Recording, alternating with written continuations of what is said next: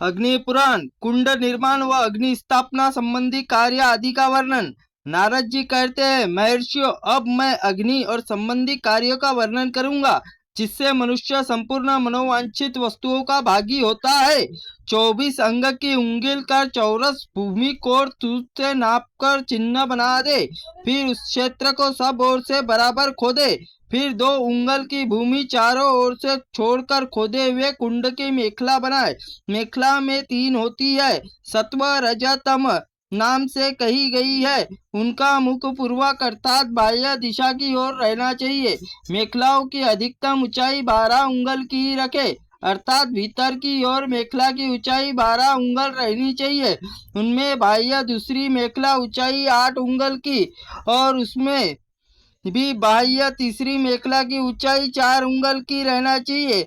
उसमें चौथाई क्रमश 8 और 2 और 4 उंगल की होती है, यानी सुंदर बनाई जाए और उसकी लंबाई 10 उंगल की हो। वह आगे की ओर क्रमशः 6, 4 और 2 उंगल ऊंची रहे, अर्थात उसका पिछला भाग 6 उंगल और उसका आगे का भाग 4 उंगल और उसके आगे का भाग 2 उंगल ऊंचा होना चाहिए। योनि का स्थान कुंड पश्चिम की दिशा मध्य भाग है, उसके आगे और क्रमशः नीची बनाए चाहिए। उसकी आकृति पीपल के पत्ते सी होनी चाहिए। उसका कुछ भाग कुंड में प्रविष्ट होना चाहिए। योनि के आयाम का 4 उंगल का कर रहे नाल और 15 उंगल बड़ा हो। योनि का मूल भाग 3 उंगल और उससे आगे का भाग 6 उंगल स्थित हो। 1 हाथ लंबे कुंड का लक्षण और उसमें 2 हाथ 3 हाथ और कुंड नियम अनुसार वस्तुएं तद्रूप द्विगुण तिगुना बढ़ जाएंगी। अब मैं 1, 2 मेखला गोल और अर्धचंद्राकार कुंडों का वर्णन करता हूँ। चौकार कुंड के आधे भाग के अर्थात ठीक बीचों बीच सूत रखकर किसी कोण को सीमा तक ले जाए। मध्य भाग कोण तक ले जाने में सामान्य दिशाओं अपेक्षा सूत जितना बढ़ जाए उसके आधे भाग के प्रत्येक दिशा में बढ़ाकर स्थापित करे। मध्य भाग में उन्हीं बिंदुओं को सूत से आगे और घुमाए। गोल आकार बन जाए तो कुंडार्ध और बढ़ाए और जो कोणार्ध भाग है उत्तर से दिशा की ओर बढ़ाए। उसी सीध में पूर्व पश्चिम दिशा में बाहर की ओर यत्न पूर्वक चिन्ह बढ़ा कर दे। फिर मध्य स्थान सूत का सिरा रखकर दूसरी ओर छोर पूर्व दिशाओं के चिन्ह पर रखे और उसे दक्षिण की ओर घुमाते हुए पश्चिम दिशा चिन्ह ले जाए। इसके अर्धकार चंद्र चिन्ह बन जाए तो फिर उस क्षेत्र को खोदने के सुंदर अर्धचंद्र कुंड तैयार हो जाएगा। कमल की आकृति गोल कुंड मेखला पर दलाकर चिन्ह बनाए। उसके होम के लिए सुंदर स्क्रू तैयार करे जो अपने बाहु दंड के बराबर हो। उस दंड का मूल भाग चूरस्त्र होकर उसका माप 7 या 5 उंगल बताया गया है। उस चतुरस्र के तिहाई भाग को खुदवा कर गर्त बनाए।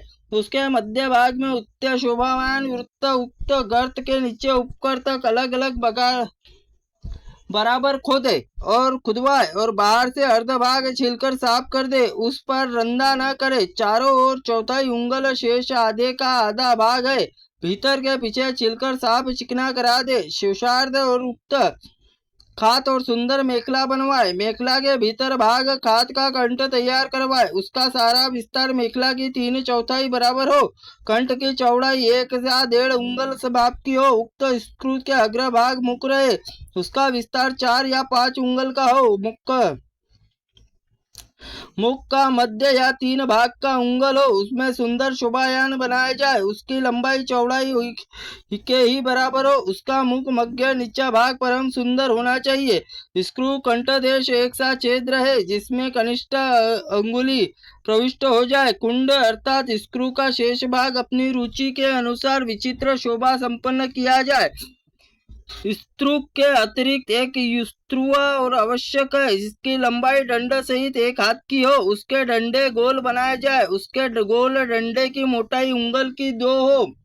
उसमें खूब सुंदर बनाना चाहिए। स्त्रुआ के मुख भाग कैसा हो बताया जाए। उसकी थोड़ी सी कीचड़ में गाय अथवा बछड़े के पैर पड़ने जैसा पदचिन्ह उभार आता है, वैसे ही ठीक स्त्रुवा का मुख बनाया जाए और अर्थात उसका मुख मध्य दो भाग में विभक्त करके उपयुक्त अग्निकुंड के गोबर लीपकर उसके भीतर भूमि के बीच में 1 उंगल का मोटी रेखा खींचे, जो दक्षिण उत्तर की ओर गई हो। उस रेखा पर वज्र की संज्ञा दी गई है। उसमें प्रथम उत्तरार्ध रेखा के दक्षिण के उत्तर भाग में पूर्व पूर्वार्ध रेखा खींचने के इन दोनों के रेखाओं के बीच 3 पूर्वार्ध रेखाएं खींचे। इससे पहले रेखा दक्षिण भाग में शेष 2 रेखाएं क्रमशः उत्तर भाग में खींची जाए। मंत्र पुत्र पुरुष इस प्रकार उल्लेखन रेखाकरण करके भूमि भक्ष्यों सेवन करे और फिर प्रणव सृष्टि से उच्चारण पूर्व भावना कर एक विशिष्ट कल्पना करके उसके ऊपर वैष्णवी शक्ति का आह्वान करके स्थापना करे।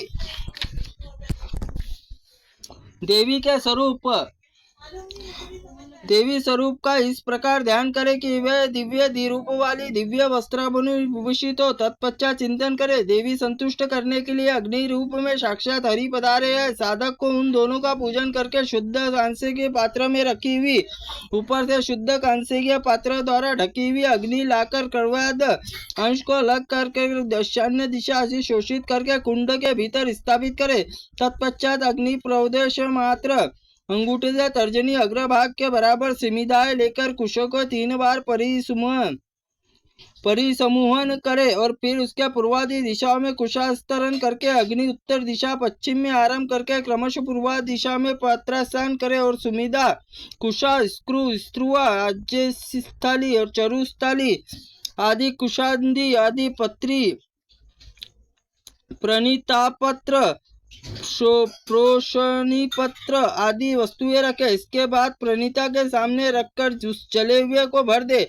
फिर कुशाक प्रणीता जल लेकर प्रोक्षणी पात्र में प्रोक्षण करे और फिर तदनंतर बाएं हाथ से लेकर दाहिने हाथ के गृहस्थ प्रचिनिता में जल भर दे। प्रणीता के हाथ में बीचों में पवित्र अंतर रहना चाहिए। प्रोक्षणी के गिराते समय प्रतिना के जल के ऊपर भूमि पर नहीं गिरने देना चाहिए और उस प्रोक्षणी के अग्निदेव का ध्यान रख के उस कुंड में योनि के समीप अपने सामने फिर रखे। फिर प्रोक्षणी को जल से आच्छादित करके वस्तु को 3 बार सींचकर समिदाओं को बोझ खोलकर उसमें बंधन को सरका कर सामने रखे। प्रणीता पात्र में पुष्प छोड़कर उसमें भगवान विष्णु का ध्यान करके अग्नि को उत्तर कुश दिशाओं में ऊपर स्थापित कर दे और अग्नि प्रणीताओं के मध्य भाग में प्रोक्षणी पात्र में कुशा पर रख दे।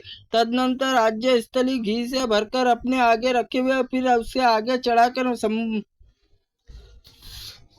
संपलवन एवं उत्तपवन और क्रिया घी का संस्कार करे। फिर विधि इस प्रकार है, प्रदेश मात्र लंबे 2 कुश हाथ लेकर उसे अग्रभाग खंडित हो और उसमें घर का दूसरा कुश अंकुरित हुआ न हुआ हो, यह दोनों हाथों का उत्तान रखे और फिर उसमें अंगूठे एवं कनिष्ठा उंगली से कुशों पर पकड़े रहे और फिर इस तरह कुशों को घी से थोड़ा उठाकर ऊपर की ओर 3 बार उछाले। प्रज्वलित तून को लेकर घी आदि देके और फिर इसमें ऊपर दो अपद्रव्य खराब वस्तु हो तो उसे निकाल दे। इसके बाद तून अग्नि में फेंक कर उस घी का आग के ऊपर उतार ले, फिर सामने रखे। फिर स्त्रुक और स्त्रुकवा से उसमें लेकर होम के संबंधी कार्य करे। पहले जल और उसे उसको धो ले, फिर अग्नि तपाकर सर्माजन कुशों पर उनका मार्जन करे। फिर उन कुशों के अग्रभाग स्त्रुक और स्त्रुवा के भीतर भाग का मूल भाग से उनके बाह्य भाग को मार्जन करे। फिर तत्पश्चात पुनः उन्हें जल से धोकर आगे की ओर तपाए, फिर अपने दाहिने भाग में स्थापित कर दे। फिर उसके बाद साधक को प्रणव अथवा देवताओं के नाम से आदि प्रणव तथा अंत में नमः पद लगाकर उसका उच्चारण पूर्वक होम करे। हवन से पहले अग्नि गर्भाधान लेकर संपूर्ण संस्कार अंग व्यवस्था के अनुसार संपन्न करना चाहिए। मनांतर उसके अनुसार नामावंतरण और व्रत बंधांतर व्रत यज्ञोपवीतांत समावर्तांत अथवा यज्ञानिकारांत संस्कार अंगानुसार करना चाहिए। साधक को सर्वथा प्रणव उच्चारण करते हुए पूजनोपचार और आर्थिक अर्पित करे। वह अपने वैभव के अनुसार प्रत्येक संस्कार के लिए अंग संबंधी मंत्रों द्वारा होम करे। पहला गर्भाधारण संस्कार है, दूसरा पुष्पवन और तीसरा सीमांतोन, चौथा जातरकर्म और पांचवा नामकरण और छठा चूड़ाकरण और सातवां व्रत बंधन है। यज्ञोपवीत तो आठवां वेदारंभ है और नवा वर्तन है और 10वां पत्नी संयोग है। विवाह संस्कार है, जो यज्ञ के लिए प्रदान करने वाला क्रमशः एक संस्कार कर्म चिंतन और तदनंतर पूजन करते हुए हृदय और अंग मंत्रों को प्रति कर्म के लिए 8-8 आहुतियां अर्पित करे। तदनंतर साधक को मूल मंत्र द्वारा स्त्रुवा पूर्ण आहुति और उसके मंत्र के अंत में वष्ट और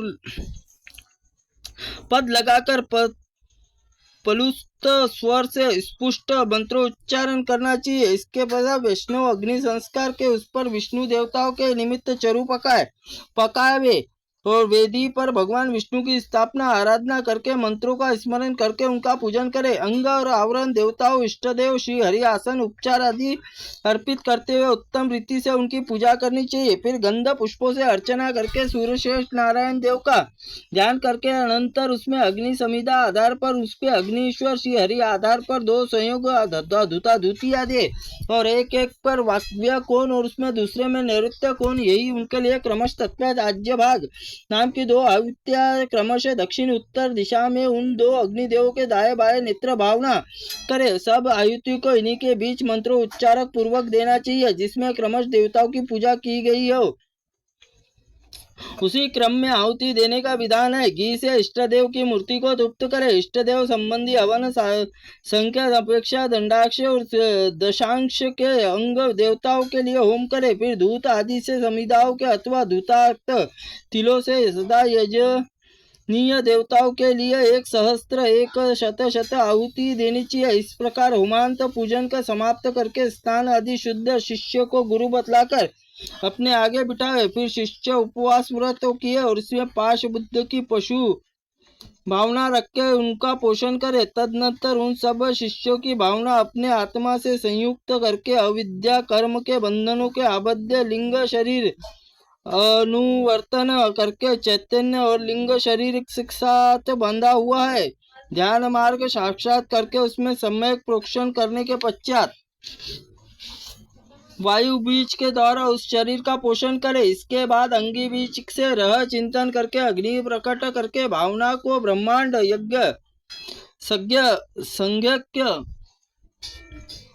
सारी सृष्टि दग्ध होकर भस्म पर्वत आकर राशि के समान स्थित है। इसमें तत्पश्चात भावना द्वारा ही जल बीज के चिंतन से जपार जल राशि प्रकट करके उसमें भस्म राशि को बहा दे। फिर संसार के वाणी मात्र शेष रह जाता है। ऐसा स्मरण करके तदनंतर वहां से बीज रूपा स्वरूपा भगवान की पार्थिव शरीर का न्यास करे। फिर ध्यान देने पर समस्त तमन मात्राओं के आवृत्त पुरुषभ पार्थिव तथा विराजमान है। इसमें एक अंड प्रकार का प्रकट हुआ है जो उसी आधार पर स्थित है। उसका उत्पादन भी है और उसी अंड के प्रणव सुरता मूर्ति का चिंतन करे। फिर तदनंतर अपने आत्मा को अपने स्थित पूर्व संस्कृत लिंग शरीर उस पुरुष संक्रमण करवाए, अर्थात भावना को करे। उसमें पुरुष को लिंग शरीर युक्त उसमें शरीर के सभी इंद्रियों के आकार पृथक पृथक अभिव्यक्त करके उसमें क्रमशः बढ़ता हुआ पुष्ट होता जा रहा है। फिर ध्यान देकर उसमें अंड का वर्ष भर तक बढ़ाकर पुष्ट होकर फूट गया है और उसमें 2 टुकड़े हो गए। उसका ऊपर वाला टुकड़ा गोलोक और नीचे वाला भूलोक का, इसमें प्रजापति पुरुष का प्रादुर्भाव हुआ। इसी प्रकार उत्पन्न हुए प्रजापति का ध्यान करके पुनः प्रवण की शिशु रूप में प्रजापति का पोषण करे। फिर यथा स्थान पूर्वोक्त न्यास करके उसका शरीर का मंत्रमय बना ले और फिर विष्णु हस्त रखे और फिर वैष्णव मानो और फिर उसके अगला अथवा बहुत से लोगों का जन्म ध्यान द्वारा प्रत्यक्ष करे। शिष्यों के नूतन और दिव्य जन्म की भावना करे। तदनंतर मूल मंत्र शिष्यों से दोनों हाथ पकड़े और मंत्रोष्ट गुरु नेत्र मंत्र उच्चारण पूर्वक नूतन व छिद्र रहित वस्त्र से नेत्रों को बांध दे। फिर देवादिदेव भगवान यशोचित पूजा संपन्न करके तत्व आचार्य हाथ में पुष्पांजलि धारण करने वाले शिष्यों को अपने पास पूर्वाभिमुख बैठाए। इस प्रकार गुरु द्वारा दिव्य नूतन और जन्म पाकर वे भी शिष्य श्री हरि को पुष्पांजलि अर्पित करके पुष्प और उपचारों का पूजन करे। तदनंतर पुनः वासुदेव की अर्चना करके गुरु चरणों में पूजन करे, दक्षिणा रूप और उसके अथवा सर्वस्व अथवा संपत्ति समर्पित कर दे। इसके बाद गुरु शिष्यों के आवश्यक शिक्षा दे और फिर वह शिष्य नामों के मंत्रों द्वारा श्री हरि का पूजन करे। मंडल पर विराजमान शंख चक्र गदा धारण करने वाले भगवान विश्वक्सेन को यजन करे और फिर द्वारपालों के तर्जनी अंगुलियों को लोगों को तर्जना देते हुए अनुचित क्रिया रोक रहे। इसके बाद श्री हरि की प्रतिमा विसर्जन करे और भगवान विष्णु का सारा निर्माल्य विश्वक्सेन को अर्पित कर दे। तदनंतर प्रणिता के जल से अपना और अग्निकुंड का अभिषेक करे और वहां पर अग्निदेव को अपने आत्मा में लीन कर ले। फिर इसके पश्चात विक्सेन को विसर्जन कर दे। करने पर ऐसा भोग इच्छा रखने वाले साधक को संपूर्ण मनोवांछित वस्तुएं पा लेता है। अब मुमुक्ष पुरुष को श्री हरि का विलय होते हुए सायुज्य मोक्ष प्राप्त करता है।